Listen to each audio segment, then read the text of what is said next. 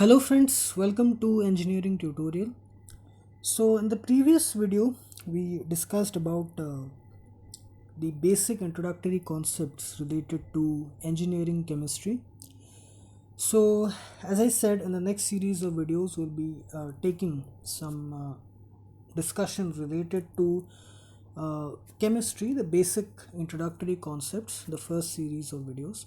So we'll be starting right from the very basics, okay, the atomic structure, and then we'll carry forward our discussion related to various other things, be it physical, organic, inorganic, in a systematic way. Okay, so this video will be all about some basic concepts related to atomic structure. Actually, the next series of videos, it will be related to atomic structure, because it is a very vast topic in itself to cover, and we'll try to cover it in as in a very good way, so that we have a good understanding related to it, because it is very important.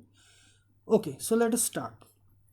So when we are discussing about atomic structure, we must know what an atom is. Okay, so the basic definition or the explanation of an atom is that it is derived from the Greek word atomos, which means indivisible.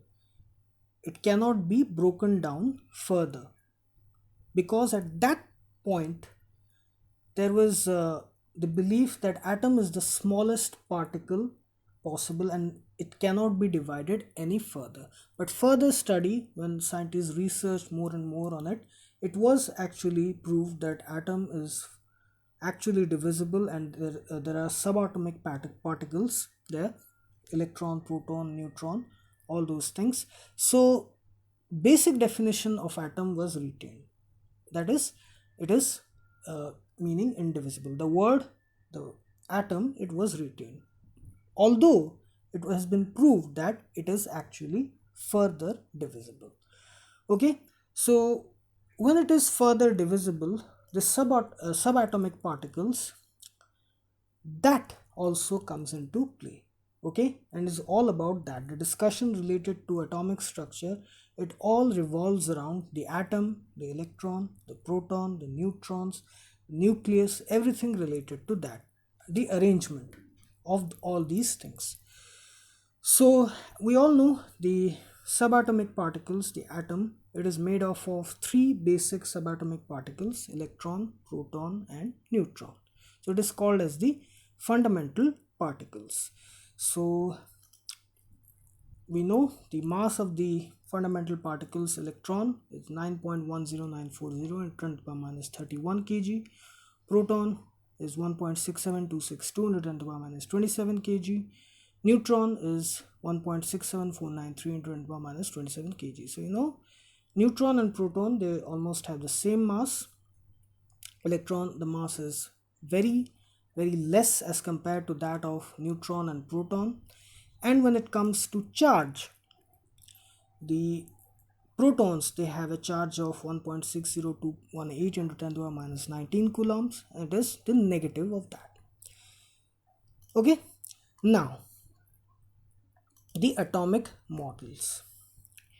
So the explanation related to the arrangement of the internal structure of the atom in terms of the nucleus, electron, proton, neutron, all this, the explanation that various scientists, they offered according to their point of view, these explanations were called as atomic models. Okay, so now when we are going to discuss atomic models, you forget about all these things. Okay, you forget about electron, proton, neutron. Okay, now we will start from scratch, that is only atom, because when the first atomic model was put forth, there was no understanding of electron, proton, neutron, nucleus, nothing. It was only with the point of view that the smallest particle that we can get is the atom. Then various atomic models were put forward by various scientists, and as more and more study, more and more research was done on it, the more better, the more refined results were obtained until this point that we have. Okay, the various, our understanding of the atom right now, it was not like that several hundred years ago. Okay, so when we are going to discuss about atomic models, for the moment you forget about electron, proton, neutron, you only consider atom. So the various atomic models that were, you know, put forward by various scientists, it is in this way. First, the important contributions we are talking about. So Dalton's atomic theory, Thompson's model, Rutherfords model, Chadwick's model, Bohr's model, and Schrodinger's model. So you can say the the understanding of atom, it progressed in this order. Starting from Dalton's atomic theory, at this point there was no understanding of electron, proton, neutron. Those things were non-existent. It was just that there is the smallest particle is atom. Then there was some belief that some positive and negative charge exists, like that, positive and negative matter. Electron, proton, those words were not, were not existing at that point. Okay, so we'll be discussing this in this order. So you can say that the modern version of the atom, the atomic model, it has some of the most important contributions of Bohr's model and Schrodinger's model. But yes, each of these model has its own contribution in the understanding of atom. But the atomic model which we understand the atom as the way it is, the modern theory, it is heavily based on Bohr's model and Schrodinger's model. Okay, so we'll start from the beginning, Dalton's atomic theory. So when we are discussing about Dalton's atomic theory, remember that there is no such concept of electron, proton, and neutron existing at this point. Okay, the Dalton's atomic theory. So John Dalton, English scientist, he formulated, or he gave his own definition of the atomic model, which is called as the Dalton's atomic theory. And the hypothesis or the postulates of Dalton's atomic theory, they can be put forward in this way. According to him, the elements, they consist of extremely small particles called atoms. As I said, at that point, no electron, proton, neutron. It was of the view that atom is the smallest particle that we can get when we break down a matter. The smallest particle as far as we can go is the atom. There was no such concept of subatomic particles at that point. Okay, now all the atoms of a given element, of a particular substance, they are identical, they are the same, they have the same size, mass, and chemical characteristics, chemical properties. And the atoms of one element, they differ from the atoms of the other element. It means different elements, they have different atoms with different size, mass, and chemical properties. Okay, and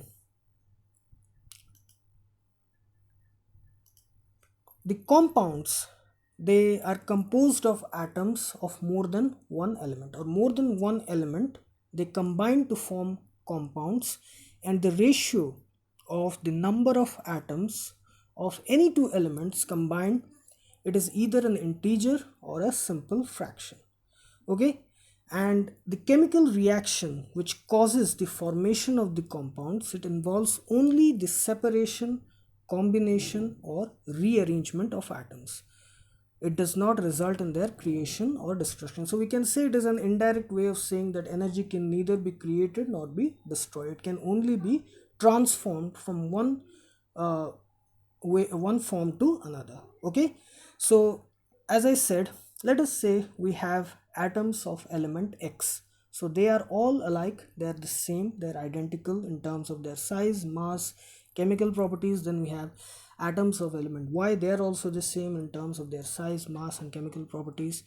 So when two such elements, they combine, and with the help of a chemical reaction occurs, and we get compounds of elements X and Y. So the number of elements or number of atoms of one element that combines with the other to form a particular compound, that remains always fixed. Okay, so that is what Dalton's atomic theory said. Okay, so for example, carbon dioxide, CO2, it consists of one carbon, two oxygen atoms. Similarly, H2O, water, two hydrogen atoms, one atom of oxygen. So like that. So it was a very basic conceptualization of the atom and all that. So at that point, it was considered that atom is the smallest particle that we can get when it comes to dividing substance into its smallest uh, you know particle possible that we can get. So this is about Dalton's atomic theory. Next is Thomson's model. So J.J. Thomson also proposed his own model, and here he uh, he came with the idea of positive and negative charge. Okay, positive and negative charge. He was of the view that atom can be further subdivided and their positive and negative charge that exists. So he visualized the atom as a sphere of positive charge, okay, in which electrons are embedded here and there to maintain the electrical neutrality of the substance, because we know that all the substances that we see around us, they are neutral. Okay, so it means the positive and negative, they are cancelling out each other. So he visualized, or he put forward the model where the atom is consists of a sphere of positive charge, and the negatively charged, or we can say electrons, they are embedded like we can say raisins in a pudding. Okay, so it is also called as the plum pudding model. Okay, it was also called as the plum pudding model. So the negatively charged electrons, we can say negative charge or electrons, they behave like small particles held within a positively charged sphere. So this is the Dalton's atomic theory. Then we move on to Thomson's model. So in Dalton's atomic theory, it was considered atom as the smallest particle that we can get. Then when we move to Thomson's model, then we got the idea of positive and negative charge. Okay, positive charge and negative charge. Okay, so this is how the progression came from Dalton's atomic theory to Thomson's model. Okay, next we'll go to Rutherford's model.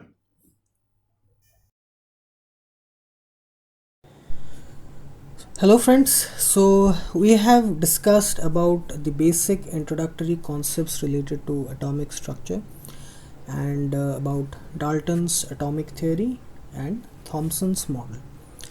So the next atomic model which we are going to discuss is Rutherford's atomic model and Chadwick's, because both of them are very closely related. There is not much of a difference between them. So before we start, just a little bit of a recap, so that we are the Dalton's atomic theory and Thomson's model. So Dalton's atomic theory, according to that, atom is the smallest particle that exists in any substance, that cannot be broken down further. In Thomson's model, the concept of positive and negative charge came. That is, atom is a sphere of positive charge in which electrons are embedded just like raisins or plums in a pudding, just like that. Okay, now Rutherford's model. So Rutherford's model is actually the result of an experiment conducted by Ernest Rutherford, and he used alpha particles to study the structure of atoms. So before we go in detail about the experiment, the radioactive substance, a source, was used as a source for alpha particles. So radioactive substances, they emit three types of rays. Okay, first one is beta ray, consisting of high speed negatively charged particles which were later called as electrons, alpha rays, which are positively charged particles, and gamma rays, which have no charges and are electrically neutral. Okay, so radioactive elements: uranium, polonium, radon, radium. These are some of the examples of radioactive elements which spontaneously emit radiations. Okay, alpha, beta, and gamma. So Rutherford used alpha particles, and he targeted them, focused them on thin foils of gold. Okay, this is popularly called as the alpha ray scattering experiment. Okay, so the radioactive material, it emits three types of rays: alpha, beta, and gamma. The alpha rays were used in the alpha ray scattering experiment, where the alpha particle emitter, it was focused on a gold foil with a detecting screen. Okay, so that any deflection in alpha rays, it could be detected. This was the setup: gold foil, the alpha particle emitter, and the detecting screen. Now the observations of this alpha ray scattering experiment, it was found that most of the alpha particles, they penetrated through the gold foil without any deflection, without any change in their direction, or there was slight deflection, very small angle deflection was there. So most of the alpha particles, they penetrated straight through the gold foil. Okay, they penetrated straight through the gold foil without any deflection. First observation. Now some of the alpha particles, they were deflected at larger angles. The angle of scattering or the angle of deflection, it was higher as compared to some other particles. This was one of the second observation. And another interesting observation, which we can say is a very important one, is that very few alpha particles, they bounced back or they returned back in the same direction from in which they originally traveled. Okay, like this. Okay, this one. So that angle of deflection, as you can say, they return back in the same path almost. Here the deflection is like this, but they actually return back into the same path. So this was the most interesting observation of the alpha ray scattering experiment. So on the basis of these observations, the conclusions that were drawn. Now before we draw the conclusion, we must remember that the alpha particles, they are positively charged particles. The alpha rays, they are positively charged particles. So as most of the alpha particles, they passed straight through the gold foil, it means that most of the space inside the atom, it is empty. Most of the space inside the atom is empty. That's why the alpha particles are passing through or penetrating through the gold foil without suffering any deflection. Okay, without any change in their direction. It means as most of the alpha particles are passing through the gold foil without any deflection, most of the space inside the atom, it is empty. The particles that are suffering deflection means repulsion, they are getting repelled. Alpha particles are positively charged particles. They are getting repelled means, they are getting deflected means there must be some concentrated space where most of the positive charge of the atom is concentrated in that space. That's why the alpha particles, which are positively charged particles, they are suffering deflection. No matter how much deflection they are suffering, but they are suffering deflection, it means they are suffering repulsion. So there is some positive charge which is concentrated inside the atom. Okay, so that concentrated space, okay, where all the positive charge of the atom is there, you know, accumulated, that was called the nucleus. Okay, so here the concept of nucleus came into play. Before that, there was no such thing as nucleus. Or yes, in Thompson's model, the concept of positive and negative charge was there, but it was not that the positive charge was all concentrated in the nucleus. The term nucleus itself was not coined before that. Okay, so with respect to the atomic structure I'm talking about. Okay, so from this deflection point of view, this observation that the alpha particles are suffering deflection, it means that most of the all of the positive charge, it is concentrated in a central core within the atom, which was called as the nucleus. So when the alpha particles passed very close to the nucleus, they suffered deflection. Okay, they suffered deflection. When they passed very close to the nucleus, they suffered deflection at different angles. And when they are very far from the nucleus, they passed without very slight deflection or without any deflection, when the distance between the alpha particles and the nucleus is large. And when an alpha particle, it came very close to the nucleus, it suffered larger deflection, and when it directly hit the nucleus, it returned back, it rebound, it went back in the same direction in which it originally came. Okay, the direction got reversed. Okay, so the Rutherfords model of the atom, we can say, is that an atom has a nucleus which consists almost all of the positively charged particles, not almost, all of the positively charged particles, which are called as protons. Okay, the positively charged particles are called as protons, and they are all concentrated inside the nucleus.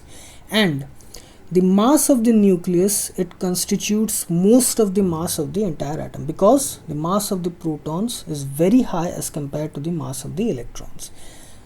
Yes, the mass of the nucleus is most of the mass of the entire atom, but the nucleus occupies very small space as compared to the size of the atom. Nearly 1 by 10 to the power 13 of the total volume of the atom. Okay, it constitutes most of the mass, but the amount of space that it occupies is very less. Okay, so here we come across the positive and negative charge is present in the atom, but here an extra point is added from the Thompson's model. The extra thing that we get in Rutherford's model is the concept of nucleus. The concept of nucleus was absent in Dalton's theory. It was also absent in Thompson's model. Rutherford gave the idea of nucleus, that the nucleus, it constitutes most of the protons, the protons, the positively charged particles, which constitutes most of the mass of the atom, because the protons have very high, the mass of the protons is very high as compared to the mass of the electrons. So it constitutes most of the mass, and the volume or the space occupied by the nucleus is very less. Okay, so this is the idea of Rutherford's model of the atom. Okay, so it can be summarized as the atom consisting of a nucleus which contains most of the mass of the atom, and the space occupied by the nucleus is very less. Okay, so around the nucleus, the electrons, they move, and that makes the atom electrically neutral. The amount of positive charge and the amount of negative charge, it is the same, so they cancel out each other. So this is Rutherford's model of atom. Now, what is the difference between Rutherford's and Chadwick's model? Is that in Rutherford model, we came to know that the positively charged particles, which are protons, they are present in the nucleus, and the electrons, they revolve around the nucleus. Chadwick gave us another type of subatomic particle, the third subatomic particle, so which is called as neutron. So we'll discuss about that. For this, Chadwick conducted an experiment in which he bombarded a thin sheet of beryllium with alpha particles, again the positively charged particles. So when he did that, very high energy radiation similar to gamma rays was emitted by the metal. Okay, so same kind of an experiment here. Instead of a gold foil, a beryllium sheet was used. Alpha particles were bombarded on it. So when it did that, a third type of ray which was similar to gamma rays have no charges, they're electrically neutral, that kind of a ray was emitted from the metal. So Chadwick concluded that there is another kind of subatomic particle present other than protons and electrons, positive charge and negative charge. Apart from that, a third type of particle, subatomic particle, is present inside the atom which has no charge, and that is called as neutron. It is electrically neutral and it has same mass. Later on experiments were conducted to find out the exact, not the exact, but the mass of the neutron, which is very much the same as the mass of the proton, slightly greater than that of proton. So Chadwick gave the or proved the existence of a third type of subatomic particle. So if we try to understand the overall atomic model up to the point of Chadwick's model, up to this point, if we try to understand, an atom consists of a nucleus which consists of protons, that is positively charged particles, and neutrons. As the mass of protons and neutrons are very high as compared to the mass of the electrons, so the nucleus is responsible for most of the mass of the atom, and the electrons, they move around the nucleus. Okay, and the space occupied by the nucleus is very small as compared to the total volume of the atom. This is the idea of atom up to this point, up to Chadwick's model. Okay, so now here we don't have any idea about the movement of electrons around the nucleus, how they move, in which direction they move, what is their orientation, do they take any specific path, do they follow a particular path, in which direction, the rotation, everything is unknown up to this point. We just know that we have the nucleus which contains protons, neutrons. It carries most of the mass of the atom, and the electrons, they move around the nucleus. That's it up to this point. So this is the Rutherford and Chadwick's model of the atom. Okay, so we got the idea of the atom up to this point. So later on we'll discuss about the Bohr's model and Schrodinger's model. So the Bohr's model and Schrodinger's model, it forms the basis of the modern atomic theory. It is the foundation is based on Bohr's model and Schrodinger's. Yes, we have there is contribution from all these four atomic models, because of them the Bohr's and Schrodinger's model were actually it got improved, got more refined, but most of the modern atomic theory, it is based on Bohr's model and Schrodinger's model. Okay, so we'll discuss that in the next video. So I hope you like this video, and please subscribe my channel Engineering Tutorial for more such videos related to engineering, science and technology. Have a great day. Thank you very much.